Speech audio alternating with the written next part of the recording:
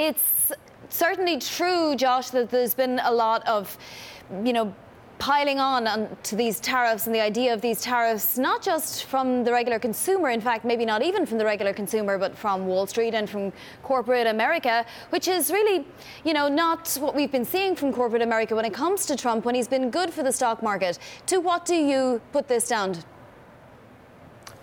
It's a good question. And first, I would say that it's worth separating the various kinds of tariffs that have been talked about in the past month. There were tariffs on steel and aluminum announced about a month ago.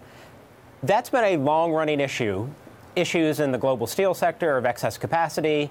The fact that there's excess capacity in the global steel sector was agreed to by the G20, by the Obama administration.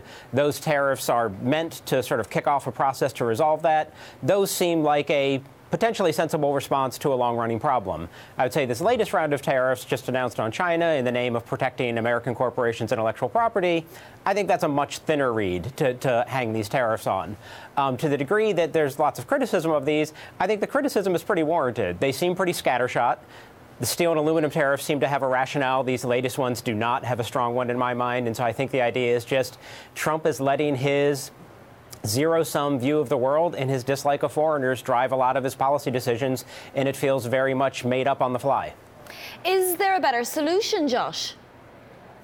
It depends what problem you're talking about. Like, if you think there's a problem with sort of the overall U.S.-China trade balance, and I do think that's a problem. It's a very large trade deficit. America has run a chronic trade deficit that's been very bad, particularly for our manufacturing sector.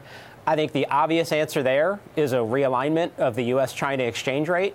That is mostly an issue about sort of financial flows and the sort of policy of the Chinese for much of the past 15 years to buy lots of dollar-denominated assets. I feel like that's where those negotiations should go if you're worried about the overall trade deficit. I think sort of tariffs on specific goods, that seems like, too small a lever, and one that's just going to create lots more drama than it'll actually spur in terms of positive economic outcomes.